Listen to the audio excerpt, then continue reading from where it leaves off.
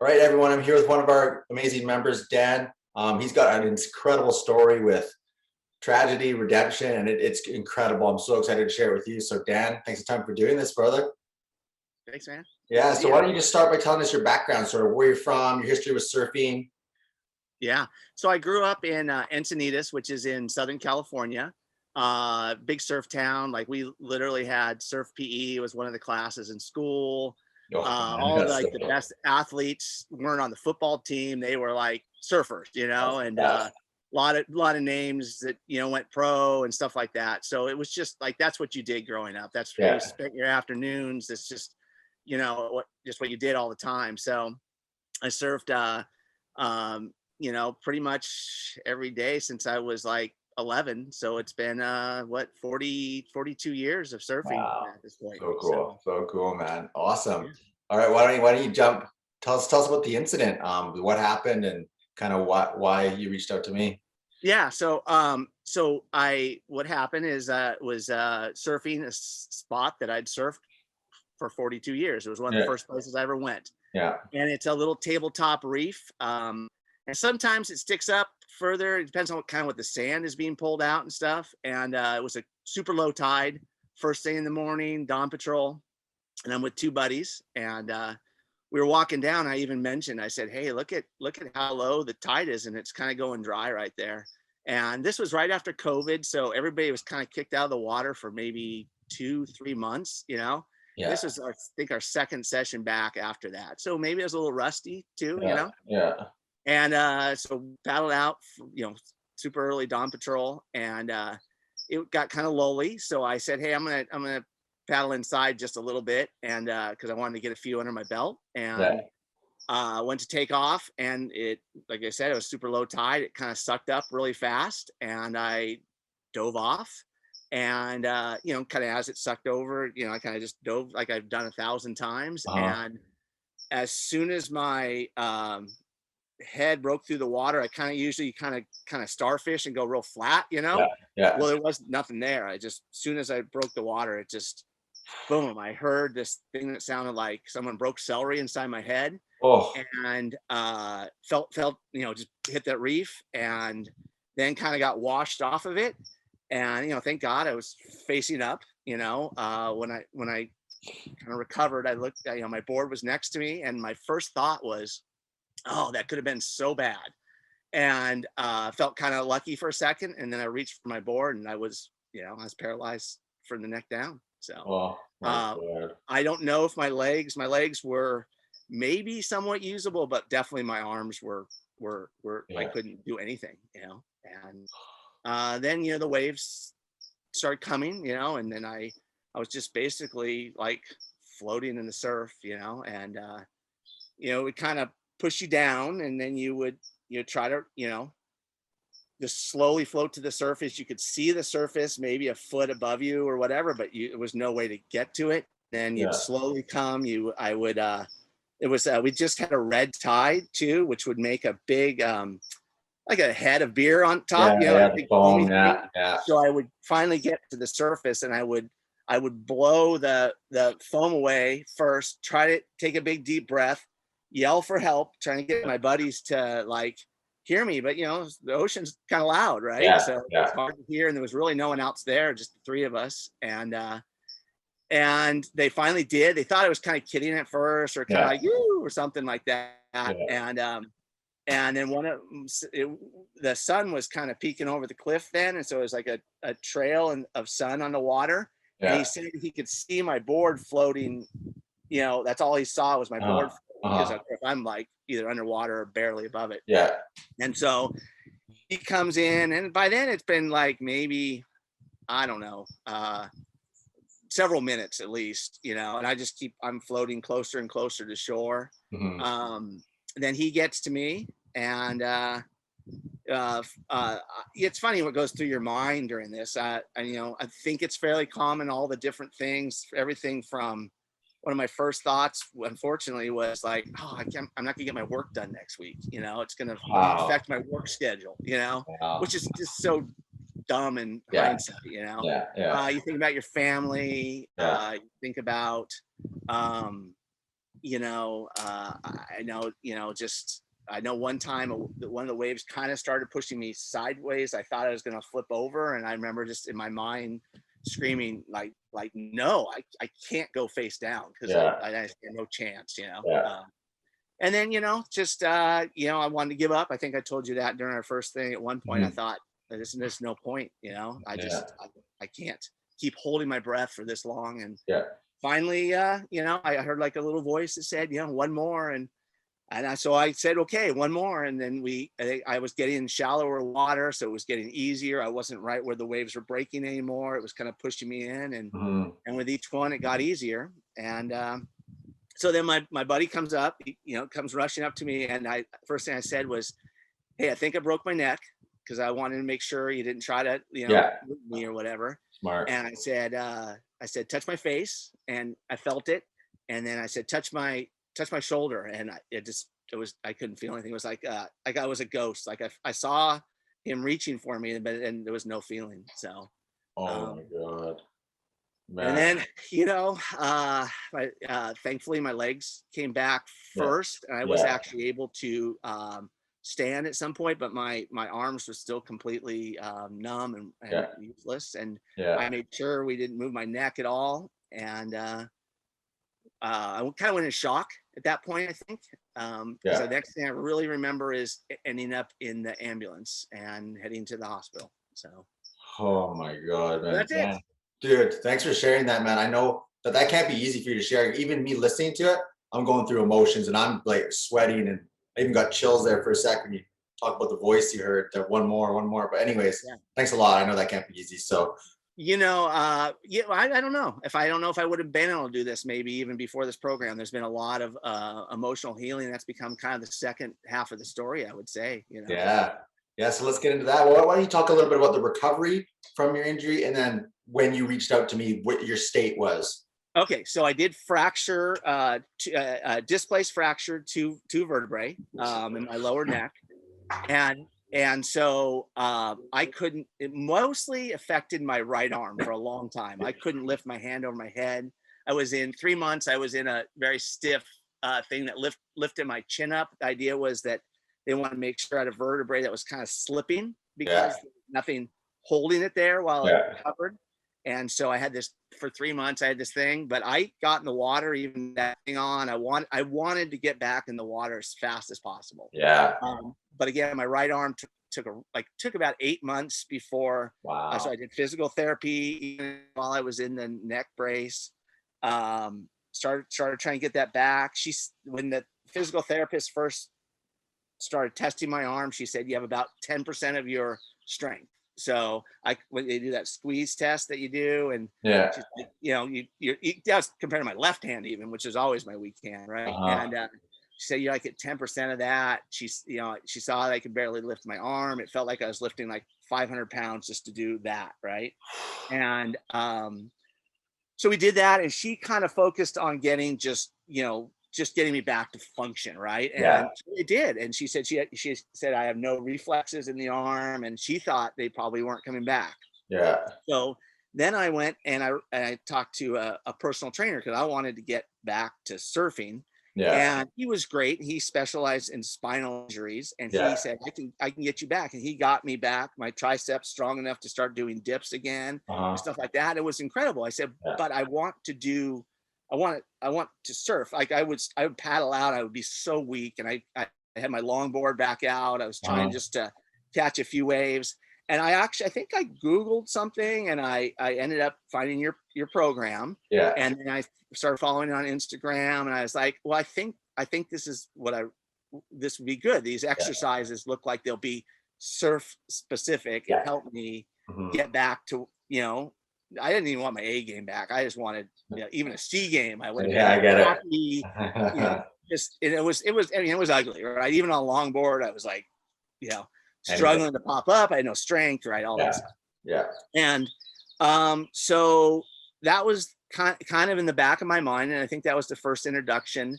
And just taking a small step back, when I was in the hospital, I was on morphine. I was on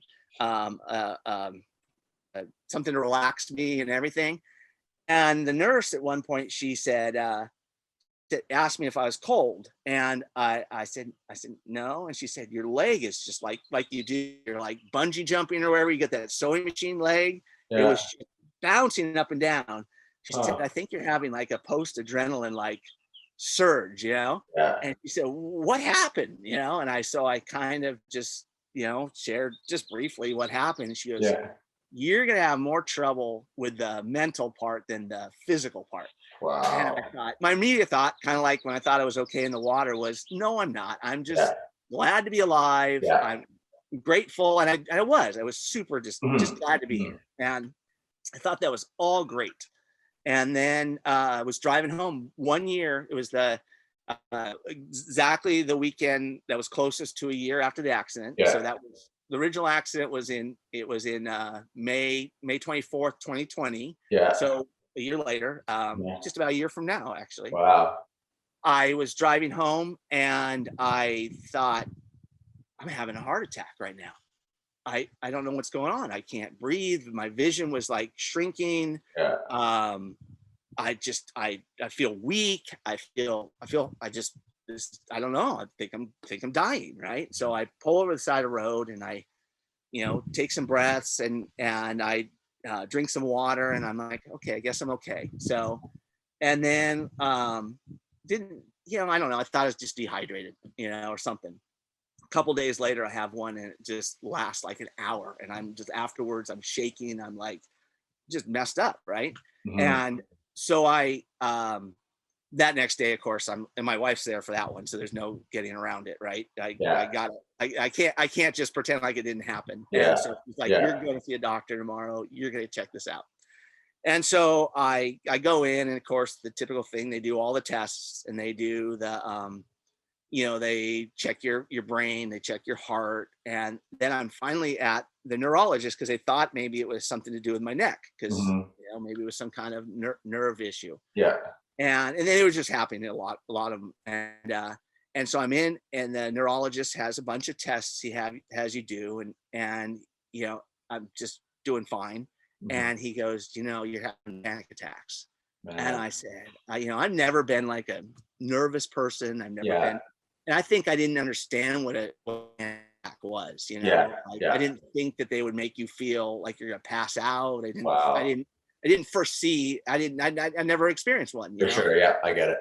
and I would have been that guy, unfortunately, that would have said, if someone said, hey, I'm dealing panic attacks, I would have been like, just relax, you Yeah. know, try meditation, go for a surf, you know, Yeah.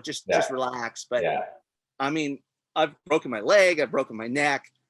The physical's just, I mean, the mental is just as physical in a way Yeah. as Oh, the body wow. is. That's a good way to put it. Wow. Yeah. And so so and then it's hearing this ringing in my ear, which is related to it and all this stuff. And I was finally like, okay. So I started kind of looking into different um, psychiatrists to Yeah. call, and who do Uh-huh. I wanted someone that kind of understood. I didn't want someone that just said, oh, don't ever surf again and here's Yeah. some meds, right? Yeah. And I really didn't want to go on the meds. I'm Yeah. not Yeah. against them. I just No, personally didn't want to go that route if I didn't need to. I understood. Yeah. And I kind of thought too, well, if this is triggered by an event, maybe there's something I can do to sort of reverse that. Whatever triggered it, Man. is Yeah. there a way to undo it, you know? Yeah. Yeah. And I literally wrote Waterman in your thing instead of calling it shrink. I thought, at least if because the ocean always been my refuge, right? Yeah. I think if I get back to my B game, at least with surfing, that maybe it'll be good for my head, right? Yeah. And so I reached out to you. We had our first interview, all Yeah. that stuff. Yeah. And I expected it to be a physical challenge. Let's get the body working again. Let's get my pop up back. Let's get my paddle strength back. Yeah. Let's do this, right? Yeah. Yeah. And it was before I even got my bands. You Yeah. have that exercise that you do where you do kind of the squats. You put your Yeah. hands back and you hold your breath doing it. Yeah. Yeah. 6 seconds in of holding my breath, full like I got hit in the side of the head with a panic attack, just like Yeah. boom. But I felt kind of good afterwards, kind of Yeah. like, you know, like maybe there was like something to the, like you're kind of like meeting the fear, the panic head on instead Yeah. of like, On because your it's always terms. passive for me. It's like when I'm Yeah. driving a car or I'm listening to someone, it's never when I'm active. So now I'm actively like dealing with it. Wow. And I just kept doing more. The more I would do the breath holds, the more I would do the, um, you know, essentially stressing your body while you hold your breath, Uh, the fewer they became. wow. To the point like now, I still have occasion, but Yeah. my worst day now is better than my best day used to be. Oh my And God. what's it been? We're looking at 2 months, Oh my God. Wow. That's right? incredible, man. I'm like shivering over here. It's like blowing me away, man. Like, first of all, I don't claim to be a psychologist or a therapist or anything, but man, I do focus a lot on the mental. The more it becomes, I do this, the more how mental it is. Breath holding lights up alarms in your nervous system for real, and learning to Yes. calm that down with breathing, man, clearly applies very broadly, man. And I commend you for going straight at it, because meeting that trauma on your own terms, man, Yeah. that's gotta feel so powerful. I love the way you described it, man. That is so incredible, man. Yeah. What a story, man. It's like I never expected to hear a story like this from our training. I know Oh, like really? we've had lots of big results, but like the trauma, your story is just, it's mind blowing, bro. And it's like it inspires me so much to like keep doing what I'm doing, man. Well, thank you. I mean, like, thank you for doing this program. It is, Mhm. I probably sound like an advertisement for it, but I mean, really, I did not expect to have those kind of mental results. And look at like it's been a game changer, and that's a word I don't use lightly. Yeah. Thank you for saying that. Yeah. So I always like focus on confidence in heavy situations in the ocean, how to stay calm when like things are going wrong in the water. So it's like Yeah. it kind of makes sense. It applies broadly. I always like to say like how you show up in the ocean is kind of how you show up in the rest of your life too, right? Like you have confidence and control. So man, well, You're absolutely right. And there has been so much overflow. And I think I told you I was getting to the point where surfing wasn't even much fun, right? It was yeah. my childhood passion. And every time I was going out, especially like if a wave would kind of jack up behind me, I kind of have that like Oh, hesitancy, and like, and then you put yourself in the worst situation. If you pause for a second, that's when you're going to go over the falls yeah, again, yeah, just yeah. work. And so like that would sort of reinforce it. And Mhm. then I just started getting the mental part going. The strength was coming back. I was, definitely starting to pop up fast in the pocket again. I think I told you several of my buddies came up and said, "Wow, you're really like you're back." That's so Yeah, cool. I'm back. And That's then so and I cool. was and I'm the one like, I was stoked. Like they'd get out of the water. I'd stay in for another half hour, 45 minutes after everybody's leaving. So it's just, God.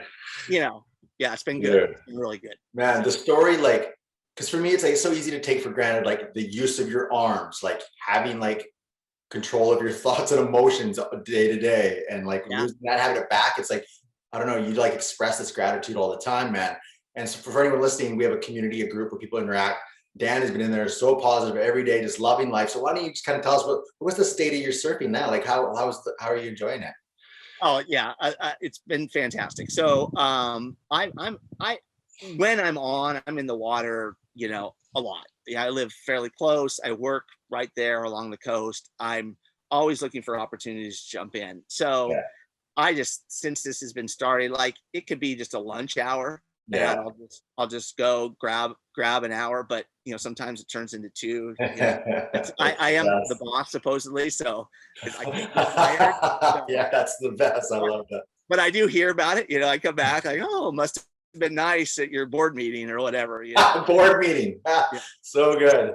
Oh, But yeah, no, it's been great. And it just, like I said, it was, even as a kid, it was sort of my refuge, just going down the beach. And to me, being a waterman's so much more than surfing. It's, I grew up sailing and windsurfing and diving, and yeah. just the whole love for the ocean is back. I mean, that's the best Oh, way I can put it, man, that's and that's, incredible. That's incredible, man. I love it. What a story, man. I know, like when reach out to you, asked you to do this, and you got excited about it, do it today because you wanted to hopefully help people. Like this is one of the most incredible stories I've heard. It's inspiring me. It's gonna inspire so many people, man. And like, so like let's say if there was someone who's kind of on the fence and they're struggling and they're thinking about joining the program, maybe yes or no. What were like the final words you'd say to that person?